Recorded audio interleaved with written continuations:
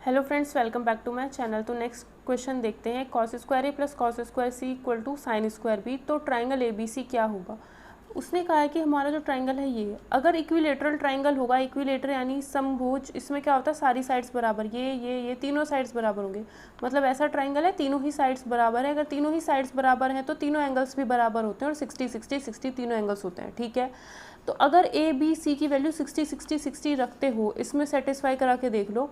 Cos square 60 plus cos square C की value भी 60 is equals to sine square 60 होता ही नहीं है।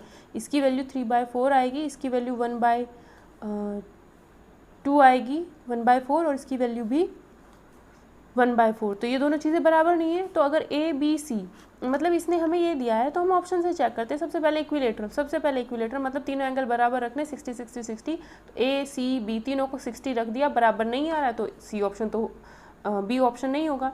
आइसोसेलेस का मतलब है दो साइड्स बराबर होंगी बट तीसरी, अगर ये ए है तो ये बी है। तो इसमें हम एंगल सोच ही नहीं सकते कि हम एंगल्स क्या रखें, फिर हमारे दिमाग में आया कि ये ऑप्शन है 90 डिग्री का एंगल। ए ऑप्शन में कहा है उसने राइट एंगल। अगर ए ऑप्शन में राइट एंगल कह रहा है तो एक एंगल 90 और ये 45 और ये 45। ट्राइंगल क्या है? A B C. अगर ट्राइंगल ए बी सी है तो बीच वाला ये होता है, ये ए है ये सी है, तो ये भी 45 ये भी 45 और बी की वैल्यू 90 रखनी है। ए की वैल्यू 45 रखोगे तो कॉस स्क्वायर 45 हो जाता है 1/2। फिर सी की वैल्यू भी 45 रखनी है, ये भी 1/2। साइन स्क्वायर बी यानी साइन स्क्वायर 90 यानी 1, तो दोनों बराबर आ रहे हैं। इसका मतलब ए ऑप्शन इसका करेक्ट आंसर होगा। कुछ भी सॉल्व करने की ज़रूरत नहीं है। ठीक है, अगला क्वेश्चन हम देखते हैं। नेक्स्ट क्वेश्चन जो दे रखा है उसमें हमें सॉल्व करना पड़ेगा थोड़ा सा। ए बी सी इतना दे रखा है 13 14 15। ठीक, पूछ रहा है हमसे साइन a/2, तो इसमें डायरेक्ट फॉर्मूला पता होना चाहिए। साइन a/2 का डायरेक्ट फॉर्मूला ये याद रखना है, होता है s minus B s minus C upon b into C. Sine a/2 अगर निकालना है तो s minus C upon b into C होता है। अब s का मतलब क्या है? सेमी पैरीमीटर होता है 13 + 14 + 15/2। किसी भी ट्राइंगल की तीनों साइड्स को ऐड करने के बाद आधा कर दो तो s की वैल्यू मिल जाती है सेमी पैरीमीटर। तो ये हो जाएगा हमारा सेमी पैरीमीटर हो जाएगा 42/2 है ना। तो 21 s की वैल्यू, b की वैल्यू 14 है, 21 s की वैल्यू, c की वैल्यू 15 है, और नीचे b इंटू सी यानी 14 × 15, और इसका अंडर रूट करेंगे तो साइन a/2 की वैल्यू आ जाएगी। ये आएगा हमारे पास 7, ये 6, 3 दूनी 6, 3 पंजे 15, 7 दूनी 14, 2 से 2, तो 1 कितना आता है? 5 आता है। तो साइन a/2 की जो वैल्यू आ जाएगी 1/√5 आएगी। ठीक है, क्योंकि साइन a/2 का डायरेक्ट फॉर्मूला यूज़ करना और कुछ इसमें नहीं है। ठीक, cos a/a, cos b/b, cos c/c। तो इसमें क्या है? अगर आइसोसेलेस है तो हम ए बी सी की वैल्यू क्या कुछ रख सकते हैं? नहीं रख सकते, क्योंकि आइसोसेलेस यानी समद्विबाहुज इस टाइप का होगा कि दो भुजाएं, अगर ये ए है तो ये भी, ये दोनों आपस में बराबर, बस तीसरी अलग होगी। तो ए बी सी एंगल अपनी मर्जी से कुछ रख ही नहीं सकते। अगर आइसोसेलेस है तो नहीं रख सकते। राइट एंगल में क्या होगा? ट्राइंगल है ए बी सी, ए ये होगा, बी ये होगा, सी होगा, तो ये 90 डिग्री, ये 45, ये भी 45। तो अगर ये रख के देखते हो तो बी की वैल्यू 90 रखोगे, देखो ए की वैल्यू 45 तो ये आया 1/√2, बी की वैल्यू 45 1/√2, बी की वैल्यू 90 रखोगे तो साइन कॉस 90 होता है 0 इज इक्वल्स टू सी रखोगे 45, तो ये फिर से 1/√2। तो क्या ऐसा पॉसिबल हो सकता है? इसके अपॉन में है, इसके अपॉन में बी है, इसके अपॉन में सी है, ये तो 0 और ये कुछ आ रहा है, ये कुछ आ रहा है, तीनों बराबर कैसे हो सकते हैं? नहीं हो सकते इस केस में, तो राइट एंगल भी नहीं होगा। तो इक्विलेटरल में क्या होता है? जितना ये होगी साइड उतना ही ये होगी, और तीनों एंगल 60 60 60। तो ए की जगह भी 60, बी की जगह भी 60, सी की जगह भी 60, ऊपर वाला पार्ट बराबर, ए ये तीनों भी बराबर ही होंगी, तीनों साइड बराबर होती है। तो ए ऑप्शन इस वाले क्वेश्चन के लिए सी ऑप्शन सेटिस्फाई करता है, तो सी ही हमारा इसका आंसर हो जाएगा। कुछ भी सॉल्व करने की ज़रूरत नहीं है। ठीक है, ऑप्शन से चलते हैं थोड़ा सा ना। नेक्स्ट क्वेश्चन देखोगे तो इसमें कहा है कि हमारा अगर एक ट्रायंगल होता है, ये हमारा ट्रायंगल है, ठीक है, इसमें ये 30 डिग्री है, ये याद रखना है, ये 60 डिग्री है, ये 90 डिग्री है। तो 30 के सामने वाली साइड 1, 60 के सामने वाली साइड √2, 90 के √3, 90 के सामने वाली साइड होती है 2, तो ये ध्यान रखना है इसमें हमें, ठीक है। तो 30, पहले 30 डिग्री, फिर 60 डिग्री, फिर 90 डिग्री, ऐसे रखा। 30 के सामने कौन है 1, 60 के सामने कौन है √3, 90 के सामने कौन है 2। तो इसने क्या कहा है, अगर इस रेशो में हो साइड्स ऑफ ट्राइंगल, अगर साइड्स इस रेशो में है, ये है साइड्स का रेशो, तो साइड्स अगर इस रेशो में है तो एंगल किस रेशो में होंगे, 30, 60, 90। और 30, 60, 90 का अगर रेशो निकालेंगे तो कितना आएगा, 1, 2, 3, 30 से पूरे को डिवाइड कर सकते हैं। तो ये हमें ध्यान रखना है कि अगर कोई ट्रायंगल है, एक एंगल 30, एक एंगल 60, एक एंगल 90 है, 30 के सामने 1 होता है, 60 के सामने वाली साइड √3 होगी, 90 के सामने 2 होगा। तो साइड्स का रेशो 1, √3, 2, साइड्स का साइड ये हो गया। 30 के सामने कौन है 1, तो 30 के साथ में 1 लिखा। √3 के सामने 60 डिग्री, तो √3 के सामने 60 डिग्री, और 90 के सामने 2 है तो 90 के सामने 2। इनका रेशो अगर ये है तो एंगल्स का रेशो 30, 60, 90, या फिर रेशो निकालेंगे तो 30 से तीनों डिवाइड हो जाते हैं तो 1, 2, 3 आ जाएगा, इसका रेशो 1, 2, 3 होगा, ठीक है। तो डी ऑप्शन इसका करेक्ट आंसर हो जाएगा। नेक्स्ट क्वेश्चन में कहा है sec alpha plus tan alpha sec beta into tan sec beta plus tan beta sec gamma plus tan gamma equal to है tan alpha tan beta tan gamma, और पूछ रहा है वैल्यू इसकी। प्लस वाले की वैल्यू दे रखी है और बीच में माइनस, इसी में ही बीच में माइनस लगा करके वैल्यू पूछ रहा है। तो हमने क्या किया, ये चीज़ हमसे पूछी जा रही थी, तो हमने क्या किया, इसमें ऊपर और नीचे sec alpha plus tan alpha sec beta plus tan beta sec gamma plus tan gamma, इस चीज़ से ऊपर नीचे मल्टीप्लाई कर दी। तो जब इस चीज़ से ऊपर नीचे मल्टीप्लाई करेंगे तो sec alpha minus tan alpha sec alpha plus tan alpha sec square minus tan alpha हो जाएगा। इसकी into sec beta plus tan beta से होगी तो sec square beta minus tan square beta हो जाएगा, और इसकी इंटू इससे होगी तो sec square gamma plus tan square minus tan square gamma हो जाएगा। तो ऊपर तो ये आ गया, ठीक है। इसकी वैल्यू अभी अभी हमें दे रखी है क्वेश्चन में, जो डिनोमिनेटर में है जिससे हमने मल्टीप्लाई की ऊपर नीचे, इसकी वैल्यू दे रखी है इतनी। और sec square alpha minus tan square alpha 1 होता है, ये भी 1 होता है, ये भी 1 होता है, sec square gamma minus tan square gamma 1 होता है। तो इसकी वैल्यू ये आ गई, तो इसे 1/10 अल्फा 1/10 बीटा 1/10 गामा को ये लिख सकते हैं, कॉट में चेंज कर देंगे तो आंसर हो जाएगा इसका cot alpha cot beta cot gamma, ठीक है। नेक्स्ट क्वेश्चन हमें दे रखा है 25th क्वेश्चन। 25th क्वेश्चन में हमें कहा है कि x की जो वैल्यू है cos 10 cos 20 cos 40 है। ये कुछ ऐसे क्वेश्चन हैं जो प्रैक्टिस इसी तरीके से किया हुआ होगा तो करना पड़ेगा, मतलब जैसे ये दिए हुए हैं क्वेश्चन उसी तरीके से होंगे, ऐसा नहीं कि वैल्यू पुट करके हमें कुछ कर सकते हैं, ठीक है। तो इसमें x की वैल्यू हमें दे रखी है ये, तो x की वैल्यू पूछ रहा है, ठीक है। x की वैल्यू इनमें से क्या, मतलब इसको सिंप्लीफाई करके इनमें से कौन सी टर्म आप बना सकते हो, तो वैल्यू तो हम इसमें पुट कर ही नहीं सकते क्योंकि यहाँ पे थीटा थोड़ा ही नहीं, यहाँ पे 10 लिखा हुआ है, 10 20 30 40 ऐसे है। तो हमने क्या किया, इस वाली टर्म में सबसे पहले साइन 10 से मल्टीप्लाई किया, लेफ्ट हैंड साइड में भी राइट हैंड साइड में भी। इसमें साइन 10 से मल्टीप्लाई किया, 2 से ऊपर नीचे मल्टीप्लाई किया। जब 2 से मल्टीप्लाई किया, ये जो पार्ट बन गया ये बन गया 2 साइन थीटा कॉस थीटा, जिसकी वैल्यू होती है साइन 2 थीटा। थीटा कितना है 10, तो इसकी वैल्यू हो गई sine 20। 2 sine theta cos theta होता है sine 2 into theta 2 into 10, sine 20 हो गई इसकी वैल्यू। फिर हमारे पास क्या आया, साइन 20 साइन कॉस 20 कॉस 40। फिर हमने क्या किया, साइन कॉस है मतलब हमें ये क्या, तो फिर हम इसमें क्या करेंगे, जैसे ही हमें साइन थीटा कॉस थीटा दिखेगा तो ऊपर नीचे मल्टीप्लाई कर देनी है 2 से, फिर ऊपर वाला पोर्शन हो जाता है 2 साइन, ऊपर वाला पोर्शन साइन 2 थीटा में कन्वर्ट हो जाएगा और नीचे 2 आ जाएगा, ठीक है। तो ये हमने 2 से ऊपर नीचे मल्टीप्लाई की, ये वाला जो पोर्शन हो गया साइन 2 इंटू 20 यानी साइन 40, तो इसको लिख दिया साइन 40 अपॉन में 2 था और एक ये वाला 2 था, तो ये नीचे 4 आ गया इसकी वजह से। फिर ये साइन 40 कॉस 40 है, फिर 2 से ऊपर नीचे मल्टीप्लाई कर दिया, नीचे 8 हो जाएगा, ये हो गया साइन 2 इंटू 40, तो साइन 2 इंटू 40 साइन 80 अपॉन 8, इधर x साइन 10 चल रहा था तो ये हो जाएगा साइन 10 को इधर लेके चले जाएंगे, लेकिन साइन 80 अपॉन साइन 10 तो किसी भी ऑप्शन में नहीं है। तो हम क्या देखते हैं, अगर हम साइन 80 को कॉस 10 लिख सकते हैं, साइन 80 कॉस 10 के बराबर ही होता है, तो साइन 80 को कॉस 10 लिख दिया तो कॉस 10 अपॉन साइन 10 हो गया कॉट 10। तो हमने क्या किया, सब कॉट 10 तो कॉट 10 अपॉन 8, क्योंकि सारे ऑप्शन 10 10 वाले ही थे तो 10 को तो गायब नहीं करना है, 80 को गायब करना है। साइन 80 को लिख सकते हैं कॉस 10, तो कॉस 10 अपॉन साइन 10 कॉट 10 हो जाता है अपॉन में 8, तो ऑप्शन हो जाएगा हमारा सी इसका करेक्ट आंसर, ठीक है। नेक्स्ट क्वेश्चन देखते हैं। ये दोनों क्वेश्चन ऐसे थे जो बेसिक मेथड से कर रखे होंगे तो कर पाओगे, वरना इसमें अपना कोई तरीका हम ऐसे नहीं लगा सकते। नेक्स्ट क्वेश्चन देखते हैं। यदि एक त्रिभुज का क्षेत्रफल मतलब area of a triangle 81 centimetre square है, तो एरिया को रिप्रेजेंट कर रहे हैं डेल से, ठीक, उसका अर्ध परिमाप मतलब सेमी पेरीमीटर। तो जो सेमी पेरीमीटर है वो दे रखा है 27, सेमी पेरीमीटर है 27। तो उसने पूछा अंतःवृत्त की त्रिज्या।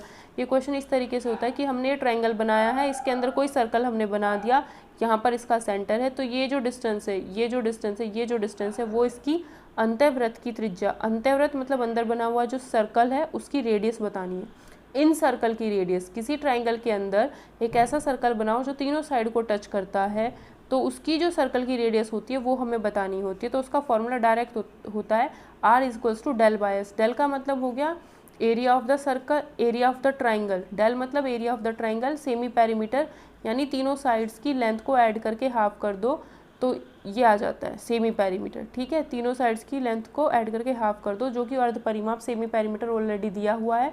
तो 81/27 करेंगे तो 3 आ जाएगा। तो इसका जो रेडियस आ जाएगा इन सर्कल की वो 3 आ जाएगा।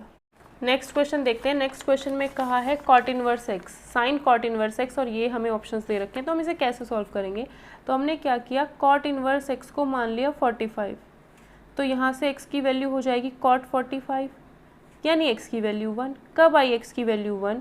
तो यानी देखो यहाँ पर क्वेश्चन था साइन कॉट इनवर्स एक्स, इसकी वैल्यू 45 रखी, तो साइन 45 यानी 1/√2।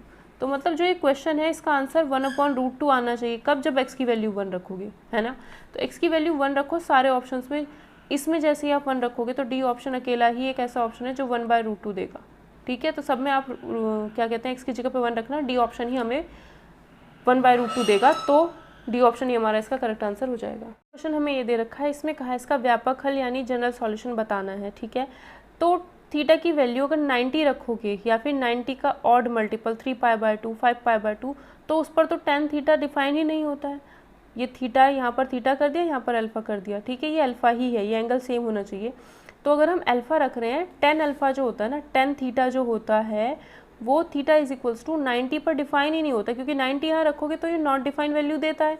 या फिर 90 का ऑड मल्टीपल मतलब 3π/2, 5π/2, 7π/2, उस पर ही हमेशा नॉट डिफाइन देगा, तो ये भी नहीं रख सकते। और अगर आप n की वैल्यू 1 रखते हो तो ये सॉल्व करके आएगा 3/2, 3π/2 मैंने अभी कहा 3π/2, 5π/2, 7π/2, 9π/2, इन पर हमेशा ये चीज़ tan अल्फा जो होता है डिफाइन ही नहीं होता, तो इसका कोई मतलब होता ही नहीं है फिर। तो ए और बी ऑप्शन तो ऐसे ही चले गए। अब क्या करो, n की वैल्यू इसमें 1 रखो तो 7π/12 आएगा यहाँ से। ठीक है, तो 7π/12 एक ही आया ऑप्शन। n की वैल्यू 1 रखोगे तो π/12। तो अल्फ़ा की वैल्यू ये भी रख सकते हो, अल्फ़ा की वैल्यू ये भी रख सकते हो। चेक करना पड़ेगा कि कौन सी अल्फ़ा की वैल्यू जो है इसको सेटिस्फाई करेगी। ठीक है, तो अब हम क्या करते हैं, इसमें हमने क्या किया, पहले इस ऑप्शन को चेक करते हैं। n की वैल्यू 1 रखेंगे तो 7π/12 आएगा। तो ये हुआ हमारा, देखो n की वैल्यू 1 रखी, इसमें 7π/12 आया। इसे कर सकते हैं, हमने इसमें से पाई बाहर ले लिया, 7/12 को 1/4 + 1/3 लिख सकते हैं। ठीक है, 4 इसे सॉल्व करोगे तो 7/12 ही आएगा। थोड़ा सा सोचना पड़ता है, ये चीज़ें पता होती है क्योंकि प्रैक्टिस में होती है, तभी इसको डायरेक्ट ये चीज़ करके दिमाग में आएगा। ठीक है, तो यहाँ पर 1/3 + 1/4 आ जाएगा। ठीक, तो 7π/12 को हमने लिखा 1/4 + 1/3। उसके बाद हम क्या करेंगे, tan² π/4 क्या है, जो हमारी ये अल्फ़ा की वैल्यू है, इसकी जगह पे हम 7π/12 को, 7π/12 अल्फ़ा की वैल्यू थी और अल्फ़ा की जगह पे अब ये रखेंगे। यहाँ पर भी ये रख दिया, यहाँ पर भी ये रख दिया, और इधर वाले पोर्शन को लेफ्ट हैंड साइड को सॉल्व करेंगे। आंसर 1 आना चाहिए। अगर 1 आ गया तो इसका मतलब सी ही करेक्ट आंसर है। तो हमने क्या किया, यहाँ पर अल्फ़ा की जगह पे ये रख दिया और ये रख दिया। ठीक, तो ये हमें पता है, हम क्या करते हैं, tan π/4 + π/3 इस चीज़ को सॉल्व करके वैल्यू निकाल लेते हैं। तो tan a + b का फॉर्मूला होता है tan a + tan b/1 - tan a tan b। tan π/4 होता है 1, tan π/3 होता है √3। यहाँ पर भी इनकी वैल्यू रखी, इतना आ गया। ठीक है, हमें क्या निकालना है, हमें tan² अल्फ़ा निकालना था। तो ये तो हमने tan अल्फ़ा निकाला है, अगर tan² अल्फ़ा निकालना था इसका स्क्वायर कर देंगे दोनों साइड स्क्वायर करेंगे, ऊपर नीचे होल स्क्वायर होगा। 1 + 3 + 2√3, 1 + 3 - 2√3, क्योंकि बीच में माइनस है नीचे, तो इसे सॉल्व करेंगे 4 + 4 - आ जाएगा। ठीक है, फिर हमने क्या किया, यहाँ से फिर हमने इसमें से 2 कॉमन ले लिया। जैसे हम इसमें से ऊपर नीचे से 2 कॉमन लेंगे तो 2 + √3, 2 - √3 बचेगा। फिर इसका रैशनलाइजेशन यानी परिमेयकरण कर दिया, तो 2 यहाँ पर क्या है, माइनस, जो चीज़ यहाँ लिखी है वही यहाँ पर लिखो, बट यहाँ पर माइनस है तो यहाँ प्लस लिखना है, साइन उल्टा करना होता है। तो इस चीज़ से ऊपर नीचे मल्टीप्लाई कर दी, ऊपर क्या बन गया 2 + √3 का होल स्क्वायर, 2 + √3 का होल स्क्वायर अगर ओपन करोगे तो 4 + 3 + 4 √3 आएगा। इसका होल स्क्वायर अगर a - b a + b, तो 2 का स्क्वायर माइनस √3 का स्क्वायर, तो यानी 4 - 3 यानी 1, तो नीचे 1 आ गया। इसको सॉल्व करते हो तो 7 + 4 √3 आया। तो यहाँ से ये जो वैल्यू हमने निकाली है tan स्क्वायर अल्फा की, यानी इसकी वैल्यू तो हमारे पास आ चुकी है। इसकी वैल्यू हमने निकाली है कितनी, 1 + √3/1 - √3। ठीक है, तो देखो इसकी वैल्यू हम निकाल चुके हैं, ये रख दी इसकी वैल्यू। ठीक है, अब 2 √3 है, 2 √3 ये रहा। इसकी वैल्यू क्या निकाली थी, ये 1 + √3/1 - √3। इसका भी रैशनलाइजेशन कर देते हैं, तो इसकी वैल्यू इतनी थी। 1 - √3 से ऊपर नीचे मल्टीप्लाई कर दो, सॉरी यहाँ पे माइनस है तो प्लस वाला लेकर के, है ना, यही चीज़ लिखनी है, बट यहाँ माइनस है तो इधर प्लस लिखना है। तो प्लस लिख करके बीच में ऊपर नीचे मल्टीप्लाई कर दिया। जैसे ही इसे सॉल्व करेंगे, ऊपर वाले का होल स्क्वायर खोल दिया, नीचे a + b - b अप्लाई किया तो 1 - 3 आया। इसको जैसे आप सॉल्व करोगे तो ये इस तरीके से सॉल्व होकर के -2 - √3 आ जाएगा। तो फिर हम क्या करते हैं, इसकी वैल्यू, इस वाले पोर्शन की वैल्यू -2 - √3 रखेंगे। इसकी जैसे ही अंदर इंटू करोगे ये चीज़ आ जाएगी, सॉल्व करोगे 1 आ गया। इसका मतलब सी ही ऑप्शन हमारा करेक्ट आंसर हो जाएगा। ठीक है, तो इस तरीके से हम कर सकते हैं। जनरल सॉल्यूशन निकालना है। जनरल सॉल्यूशन का मतलब क्या होता है, जनरल सॉल्यूशन का मतलब ये होता है कि 0 से लेकर 2π के बीच में, 0 से लेकर 2π के बीच का कोई भी सॉल्यूशन बता दो। 0 से लेकर के 2π के बीच की थीटा की जो वैल्यू होगी, सॉरी, जनरल सॉल्यूशन का मतलब होता है कि इन टर्म्स ऑफ n लिखा हुआ होता है, और जब हम n की वैल्यू 1 रख देते हैं तो 0 से 2π के बीच का जो भी सॉल्यूशन होता है वो हमें मिल जाता है। मैं कहूँ मतलब क्या क्या, इसका मतलब ये जैसे 6n + 1 × π/12 है, तो ये जनरल सॉल्यूशन है। जनरल सॉल्यूशन का मतलब एक चक्कर 0 से 2π, 2π से 4π दूसरा चक्कर, 4π से 6π तीसरा चक्कर। तो ऐसे करते करते बहुत सारे होंगे। n की वैल्यू जैसे ही 1 रखोगे तो 0 से 2π के बीच में वैल्यू मिलेगी। ठीक है, n की वैल्यू जैसे ही 1 रखोगे तो 0 से 2π के बीच में एक वैल्यू हमें यहाँ से मिल जाएगी। तो वही हमने प्रिंसिपल सॉल्यूशन चेक किया। जनरल तो होता है n के लिए, प्रिंसिपल होता है n = 1 के लिए, या फिर 0 से 2π के बीच में जो भी आपको सॉल्यूशन मिल रहे हैं, 1 2 3 जितने भी सॉल्यूशन मिल रहे हैं वो हमारे प्रिंसिपल सॉल्यूशन होते हैं। तो मैंने यहाँ पर प्रिंसिपल सॉल्यूशन चेक कर दिया, n की वैल्यू 1 पुट करके देख लिया। ठीक है, सेटिस्फाई करा के देखा इसको और कुछ नहीं। नेक्स्ट क्वेश्चन, इसमें क्या है, cot 40 / tan 50। तो cot 40 और tan 50 की वैल्यू सेम होती है, तो cot 40 को tan 50 लिख दो। ठीक है, या फिर tan 50 को cot 40 लिख दो, जो आपका मन करे वो लिख सकते हैं, क्योंकि cot 40 और tan 50 सेम होता है। कैसे, ऐसे कह सकते हैं, cot थीटा = होता है tan 90 - थीटा।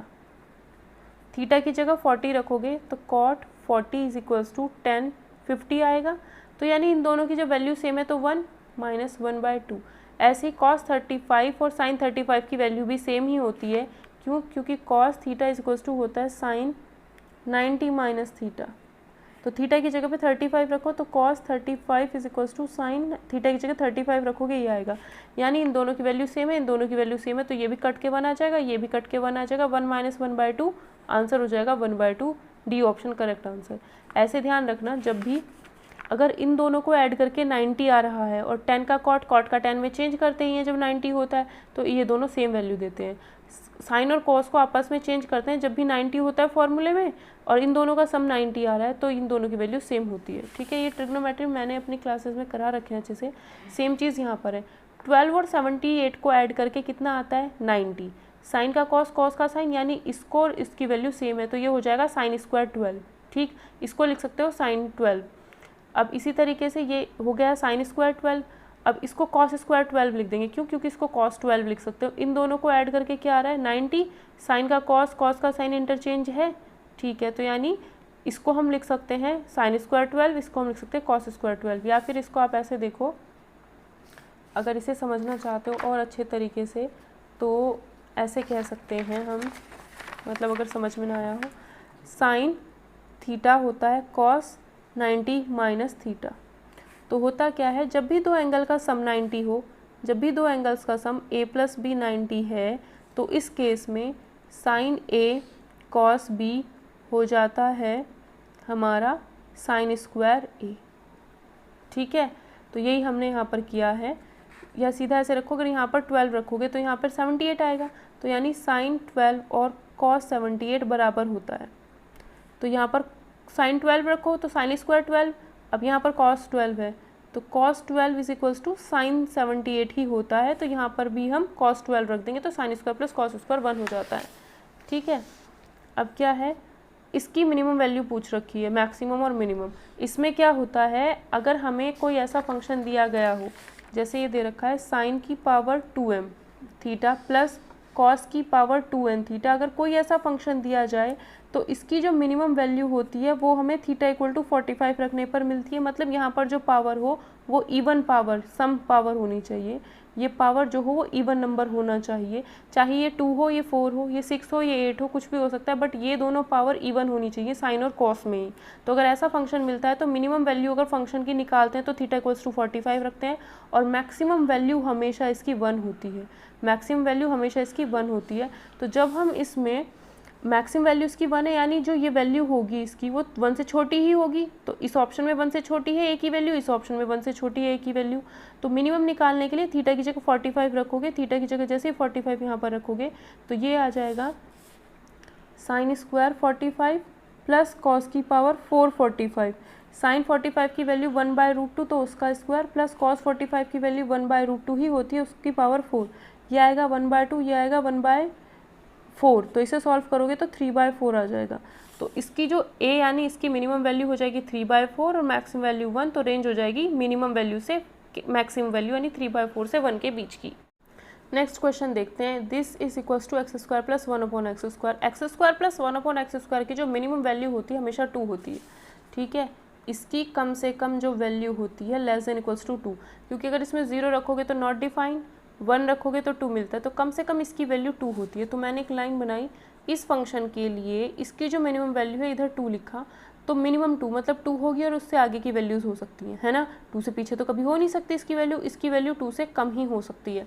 फिर हम क्या करते हैं, इसका जो राइट हैंड साइड है, क्योंकि दोनों बराबर है, लेफ्ट हैंड साइड की वैल्यू निकाली तो मिनिमम आ रही है 2, 2 से आगे होगी, 2 से कम नहीं हो सकती। और अगर हम इसको सॉल्व करें, इसको देखते हैं, ये दे रखा है 2 cos square x/2 sine square x। इसके बारे में अगर हम देखें तो इसकी हमें 0 से π/2 के बीच में वैल्यू निकालनी है। तो 0 से π/2 के बीच में हम देखते हैं, अगर 0 रखेंगे तो 0 आएगा, ठीक, 0 रखेंगे 0 आएगा। 90 रखने पर इसकी मैक्सिमम आएगी, 0 पे 0 आ रही है, 90 अगर रखते हैं इस पर तो क्या आ जाएगा, 90 रखने पर 2 cos स्क्वायर, ये हो जाएगा π/4 साइन स्क्वायर 90। साइन 90 की वैल्यू 1 होती है, तो 1 का स्क्वायर 1, cos π/4 cos 45 उसकी वैल्यू होती है 1/√2 और उसका स्क्वायर करेंगे 1/2 और 2 से इंटू, तो इसकी वैल्यू आती है 1। इसकी जो वैल्यू है मैक्सिमम वैल्यू, इसकी मैक्सिमम वैल्यू 1 है, क्योंकि 0 से लेकर के π/2 के बीच की वैल्यू रखनी है। 0 नहीं रख सकते हो 0 से लेकर के π/2 के बीच की, क्योंकि इसने देखो कहा है 0 से π/2 के बीच की, 0 नहीं रखना है, ठीक है, 0 नहीं रखना है, तो 0 नहीं रखना है। तो x की वैल्यू जैसे ही π/2 इसमें रखोगे तो इसकी वैल्यू क्या आती है, सबसे बड़ी आएगी। रख के देख लेना, 0, 30, 45, 60, तो जैसे ही आप 90 यानी π/2 रखोगे तो सबसे ज़्यादा वैल्यू इसकी मिलेगी। तो इसकी मैक्सिमम वैल्यू ही 1 आ रही है, इसकी जो मैक्सिमम वैल्यू है वो ही 1 आ रही है, तो 1 तो यहाँ होगा, मतलब इधर से कोई फंक्शन आ रहा था उसकी वैल्यू यहीं पर आकर रुक गई, ज़्यादा से ज़्यादा उसकी वैल्यू 1। और एक फंक्शन a है, दूसरा फंक्शन b है, जो दूसरा फंक्शन है वो ये है, a फंक्शन ये है, तो जो b फंक्शन है उसकी मिनिमम वैल्यू 2 और जो a फंक्शन है उसकी मैक्सिमम वैल्यू 1, मतलब ये 1 से आगे नहीं बढ़ सकता, ये 2 से पीछे नहीं बढ़ सकता, मतलब दोनों मीट ही नहीं कर रहे हैं। मतलब अगर दोनों बराबर है तो दोनों की मैक्सिमम मिनिमम भी तो सेम आनी चाहिए, यानी दोनों बराबर है ही नहीं, दोनों बराबर नहीं है, इस वजह से उनका मैक्सिमम मिनिमम सेम ही नहीं आ रहा है, ठीक है, इस वजह से उनका मैक्सिमम मिनिमम सेम नहीं आ रहा है। इसका मतलब जब दोनों चीज़ें बराबर ही नहीं है यानी इसका कोई सॉल्यूशन ही एग्जिस्ट नहीं करता है, तो यानी ये चीज़ हमें गलत दी गई है, इसका कोई सॉल्यूशन एग्जिस्ट नहीं करता है, यानी कोई वास्तविक हल नहीं होगा, कोई भी इसका सॉल्यूशन नहीं होगा।